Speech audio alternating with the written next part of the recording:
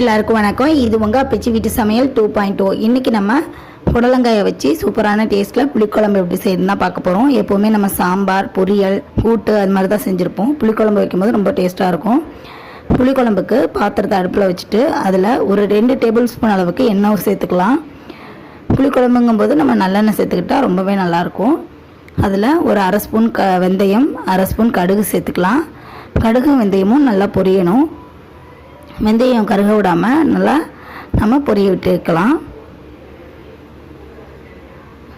வெந்தயமும் கடுகும் நல்லா பொரிஞ்சு வந்துடுச்சு. இப்போ நம்ம இதில் 10லேருந்து 15 சின்ன வெங்காயத்தை நான் பொடியாக கட் பண்ணாமல் இது மாதிரி 2ஆக மட்டும் கட் பண்ணி வச்சுருக்கேன். ஒரு 5 பல்லு பூண்டையும் கட் பண்ணி வச்சுருக்கேன். அதையும் இது கூட சேர்த்து நல்லா வதக்கிக்கலாம்.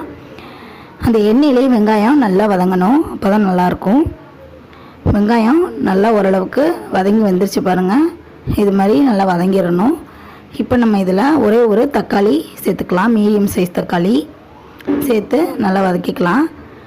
தக்காளி சேர்த்து வதக்கணுன்னே அதில் நம்ம கட் பண்ணி வச்சுருக்க புடலங்காய் இது மாதிரி நான் குட்டி பீசஸாக கட் பண்ணி வச்சுருக்கேன். இது மாதிரி கட் பண்ணும்போது ரொம்ப நல்லாயிருக்கும் சாப்பிட்றதுக்கும். இப்போ நம்ம அதோடையே சேர்த்து நல்லா அந்த எண்ணெயிலேயே நல்லா வதக்கிக்கலாம். காய் வதங்கிறதுக்காக கொஞ்சமாக உப்பு சேர்த்துக்கலாம்.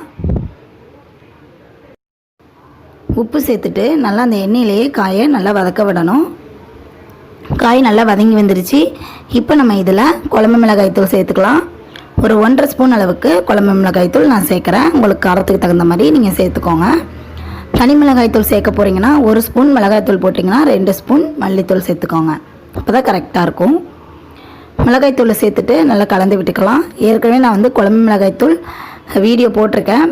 வேணும்னா செக் பண்ணி பாருங்கள். கீழே டிஸ்கிரிப்ஷன் பாக்ஸில் லிங்க் கொடுக்குறேன். நல்லா அந்த எண்ணெயிலேயே மசாலாவை நல்லா வதக்கி விட்டுக்கலாம். மசாலாலாம் நல்லா வதங்கி வந்துருச்சு. இப்போ நம்ம இதில் புளி தண்ணி சேர்த்துக்கலாம். ஒரு சின்ன லெமன் சைஸ் புளி எடுத்து கரைச்சி வச்சுருக்கேன். அதை இது கூட சேர்த்துக்கலாம். ஏற்கனவே நான் உப்பு போட்டு புளியை கரைச்சிருக்கனால நம்ம உப்பு சேர்க்கலை.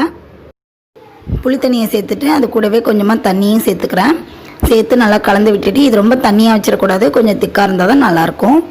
இது நல்லா கொதிக்கட்டும். நம்ம மூடி போட்டு 5 நிமிஷத்துக்கு மீடியம் ஃப்ளேமில் வச்சு கொதிக்க விட்டுடலாம். குழம்பு நல்லா கொதிச்சு வந்துருச்சு. இப்போ பாருங்கள் நல்லா திக்காகிடுச்சு குழம்பு.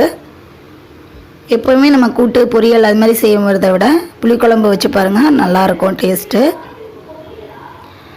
குழம்பு நல்லா கொதிச்சு திக்காகி வந்துருச்சு. இதில் கொஞ்சமாக இப்போ நம்ம பெருங்காயத்தூள் சேர்த்துக்கலாம்.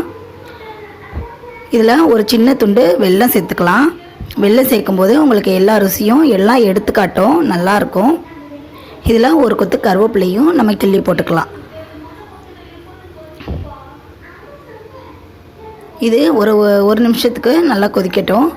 அந்த வெல்லம்லாம் நல்லா கரைஞ்சி குழம்போடு சேர்ந்து வரட்டும். நம்ம மூடி போட்டு ஒரு 2 நிமிஷத்துக்கு கொதிக்க விட்டுக்கலாம்.